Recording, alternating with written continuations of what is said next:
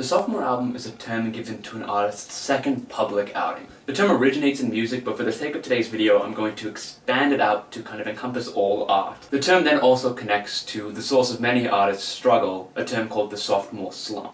The sophomore slump typically refers to the point at which an artist receives a large public following and is then expected to follow it up in a way that matches or exceeds the thing that they've already created. As a result, this places pressure on the artist to be consistent in their creation.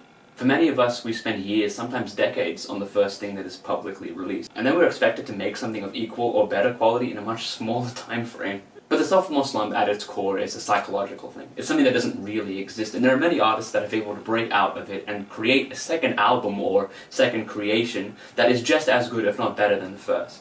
Kanye West's Late Registration follows up on the great beat work and sampling in College Dropout.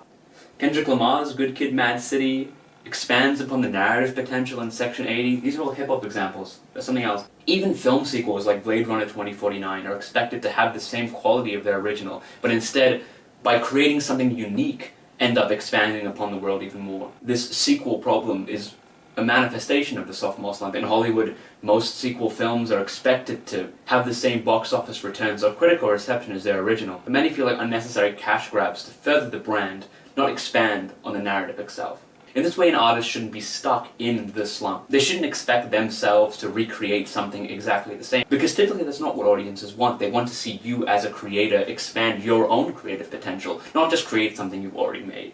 I think part of the sophomore slump comes in an artist's obsession with their own work.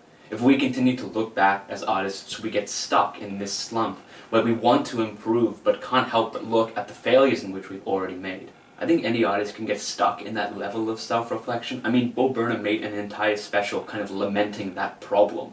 The idea of looking back onto your past, finding it cringe, and wanting to change it. An artist's first public release is also typically not the first thing they've created. Most people have been making stuff for years, perfecting their form without releasing it to a public eye. This YouTube channel is like the fourth time I've made stuff on YouTube. Some of the stuff is public, some of it's private, but at the most part, it's me trying to further myself and develop my own form further. But the more I look back at what I have made, the more I just get stuck.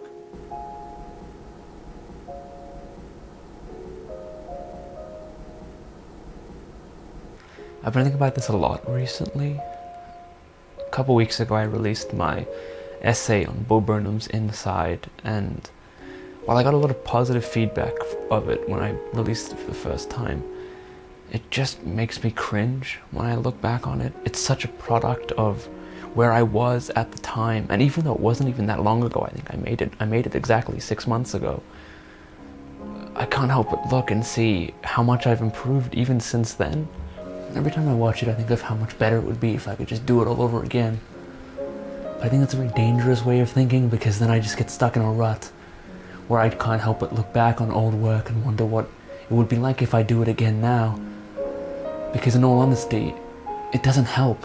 Everything I've ever made has been a stepping stone to get to where I am now.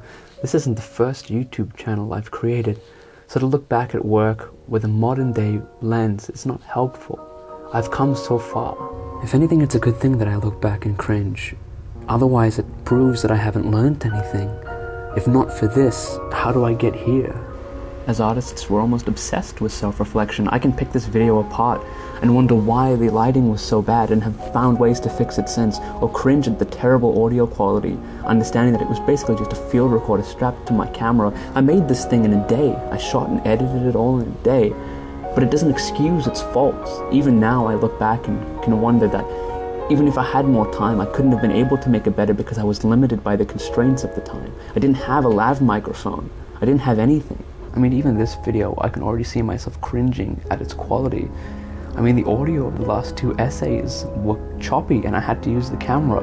That's not a limitation that I want, but sometimes it's stuff I have to deal with. I can't predict what faults I'll face.